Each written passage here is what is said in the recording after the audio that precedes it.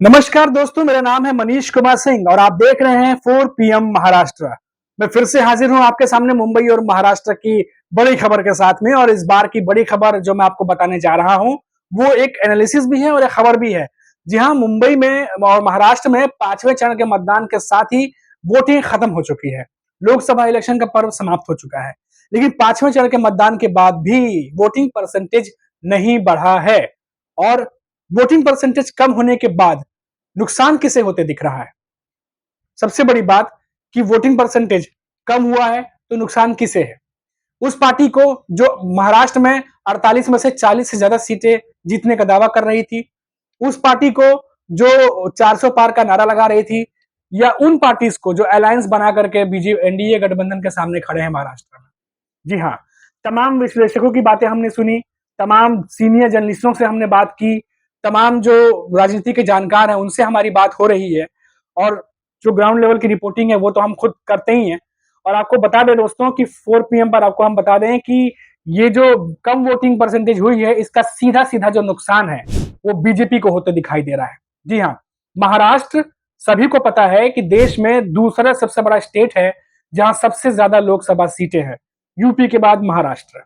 और दिल्ली की सत्ता में बैठने के लिए हर राजनीतिक पार्टी यही चाहती है कि ज्यादा से ज्यादा सीटें जीती जाए। और ऐसे में महाराष्ट्र एक ऐसा स्टेट है जो बहुत अहम साबित होता है। साल 2014 और 2019 में भी बीजेपी जब जीत करके दिल्ली में जब सत्ता सेंटर में बैठी थी, उसमें भी महाराष्ट्र का योगदान सबसे ज्यादा था। लेकिन उस समय उसके साथ शिवसेना थी जो दो धड़ों में बटी नहीं थी। उद्धव ठाकरे की शिवसेना थी और बीजेपी दोनों ने साथ में मिलकर जो है वो चुनाव लड़ा था। 2014 और 2019 दोनों में जो है झंडा बुलंद किया था। लेकिन इस बार समीकरण बदले हुए हैं, पार्टियां बदली हुई हैं। दो शिवसेना, दो एनसीपी और बटी हुई पार्टी के साथ जो है बीजेपी अलायंस बना करके महाराष्ट्र में चुनाव लड़ रही थी। और पूरी तरीके से जो हवा बनाया गया था कि इस बार 48 में से 40 के ऊपर सीटें बीजेपी जीत करके ला रही है। जी हाँ, और तमाम रैलियां हुई, तमाम रैलियों में बातें हुई। लेकिन जब वोटिंग करने के लिए महाराष्ट्र का वोटर जब जमीन पर उतरा तो उदासीन दिखा और वोटिंग परसेंटेज उम्मीद से बहुत कम हुई। नतीजा ये रहा कि फेज 1 में जब 19 अप्रैल को पहली बार वोटिंग हुई थी, पहले फेज की वोटिंग हुई थी, तो उम्मीद के मुताबिक वोटिंग नहीं हुई। 50% के आसपास वोटिंग परसेंटेज सबमिट कर रह गया। दूसरा और तीसरे फेज में भी वही हुआ। चौथे चरण में उम्मीद लगाई गई कि तमाम कैंपेन किए गए थे, रैलियां हुई थी।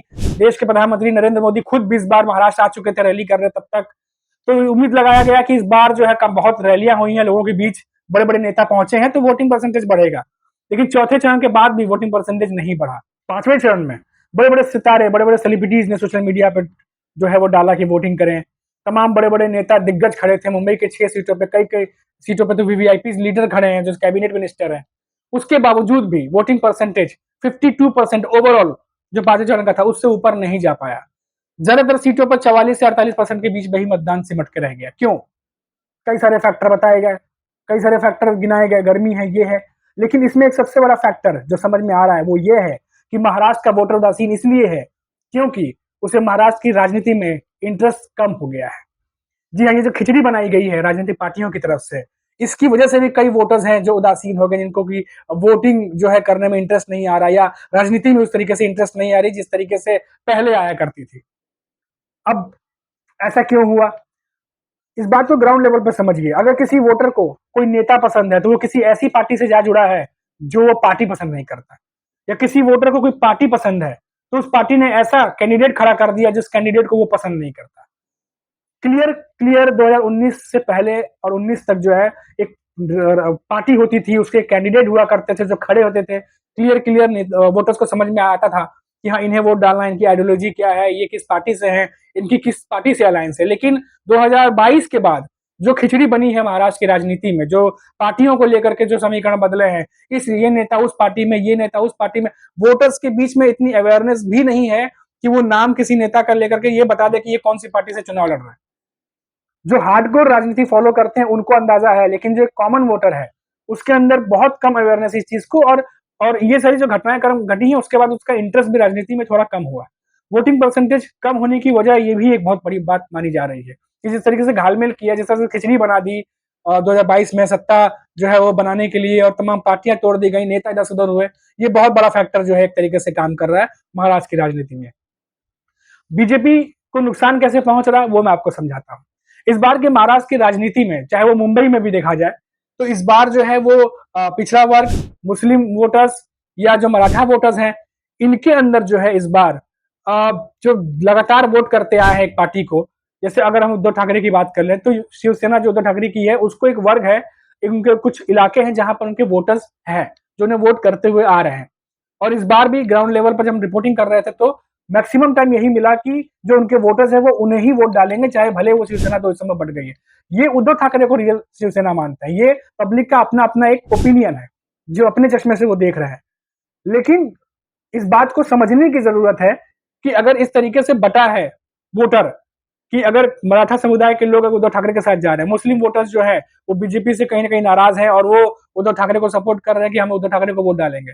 पिछड़ा वर्ग जो है उस अगर वो चाह रहा है कि शरद पवार या दूसरे पार्टी के साथ जाए, तो ये वोटिंग परसेंटेज कम होने के बाद अगर इस तरीके से वोटिंग परसेंटेज काम कर रहा है ग्राउंड लेवल पे, तो ये जो है क्षेत्रीय पार्टियों को फायदा पहुंचाएगा, ना कि नेशनल पार्टी को। और क्षेत्रीय पार्टियां महाराष्ट्र में बहुत मजबूत हैं ग्राउंड लेवल पे, और बिना क्षेत्रीय पार्टियों के कोई भी नेशनल पार्टी महाराष्ट्र में डायरेक्ट आकर के और चुनाव जीत करके नहीं जा सकती है। 2024 2014 का देख लीजिए, 2019 का देख लीजिए, बीजेपी को भी सेंटर में जो है अपनी सरकार बनाने के लिए शिवसेना का सपोर्ट उसने लगा ही था, उनकी अलायंस पार्टी थी। इस बार भी उनका शिवसेना और एनसीपी है, लेकिन इस बार टूटी हुई शिवसेना और एनसीपी है उनके साथ में, और दो हिस्सों में जो है वो चुनाव लड़े जा रहे हैं।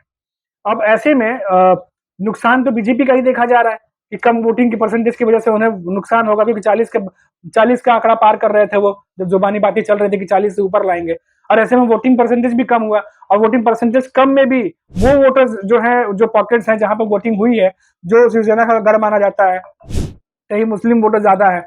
इस तरीके से जो है अगर इनको देखा जाए तो 40 का आंकड़ा इस बार बीजेपी के लिए काफी ज्यादा मुश्किल दिख रहा है, और 18 से 20 सीटों का सीधा नुकसान तो उद्धव ठाकरे डायरेक्ट जो है वो बीजेपी को सामने सामने दे रहे हैं। अगर हम बात कर लें अब कि बीजेपी को और क्या नुकसान पहुंचा सकता है, तो वो नुकसान पहुंचा सकता है नरेंद्र मोदी के बदले हुए जो स्टेटमेंट्स है। जब वो महाराष्ट्र में आए थे तो हर रैली के साथ में अलग अलग बातें कह के चले गए। पहली बार जब आए, जब तीसरे फेज के मतदान के आसपास वो जब आए थे, तो उन्होंने शरद पवार और उद्धव ठाकरे को अपने पार्टी में जुड़ने का न्योता दिया था। उसके बाद तुरंत उन्होंने भी बयान देते हुए इन्हीं को असली नकली शिवसेना और नकली एनसीपी बोल दिया, जिसके बाद जो वोटर्स हैं यहाँ पर उनके बीच में भी ये काफी खबर फैली थी, और काफी सारे जो नेता वो नाराज भी हुए थे। अब ये प्रधानमंत्री की पर्सनालिटी को खुद सूट नहीं करता, क्योंकि जिस तरीके के स्टेटमेंट वो बदल बदल के जो स्टेटमेंट उन्होंने दी है महाराष्ट्र में, जो 20 से 25 रैलियां उन्होंने की हैं, इतनी रैलियां कभी की नहीं थी उन्होंने। तो बीजेपी को भी अंदाजा है कि आखिर महाराष्ट्र कितना इंपॉर्टेंट है, इसलिए प्रधानमंत्री को इतने रैली करनी पड़ी, इतने दौरे करने पड़े। और इसके बाद जो है इतने सारे स्टेटमेंट जो बदल बदल के उन्होंने दिए हैं, वो खुद जो है जनता के पास पहुंच रही हैं, तो उन्हें लग रहा है कि ये किस किस तरीके के बयान सामने आ रहे हैं। ऊपर से जो जेपी नड्डा है, उन्होंने भी एक बयान दे दिया है कि अब बीजेपी खुद सक्षम है, आरएसएस की जरूरत नहीं है, ऐसा कुछ बयान दिया है, आपने भी वो पढ़ा होगा। अब मुंबई में आरएसएस जो है उसका भी जो है एक कहते ग्राउंड लेवल पे एक उनका भी अपना एक अहम हिस्सा है, और उनके कहने पे लोग जो है वोट डालते भी हैं। और ऐसे में अब अगर इस तरीके के बयान आएंगे तो जाहिर सी बात है कि आरएसएस कुछ लोगों को अच्छा नहीं लगेगा, क्योंकि आरएसएस जो है वो भी कहीं ना कहीं ग्राउंड लेवल पे काम जो है मुंबई में करता रहता है, और उनके कहने पर लोग वोट भी डालने जाते हैं। अब ऐसे में जेपी नड्डा अगर ये कहते हैं कि बीजेपी खुद सक्षम है, आरएसएस की जरूरत नहीं है, तो ये किस दशा दिशा तय करेगा आगे का, वो आप खुद अंदाजा लगा सकते हैं।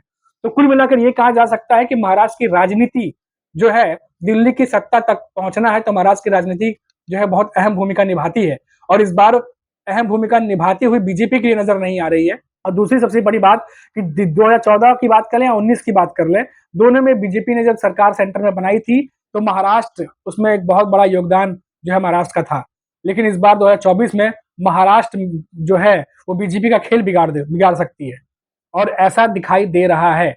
चाहे आप विश्लेषण देख लीजिए, चाहे ग्राउंड लेवल की कोई रिपोर्ट आप देख लीजिए, बहुत सारे सोशल मीडिया पड़ी हुई है, रिपोर्ट्स भी आ रही हैं, बहुत सारे विश्लेषक जो हैं राजनीति के जानकार हैं, उनकी बातें आप सुन लीजिए, या फिर ग्राउंड लेवल पर उतर करके जो अगर कभी समय मिले, जो महाराष्ट्र मुंबई के लोग ग्राउंड लेवल पर जाकर के लोगों से बात करते, एक मोटा मोटा अंदाजा जो है वो तो लग ही जाता है। एक कुल मिलाकर ये कहा जा सकता है कि इस बार बीजेपी के लिए महाराष्ट्र में रास्ता इतना आसान नहीं है, और इस बार जो है बीजेपी का खेल वो बिगड़ सकता है।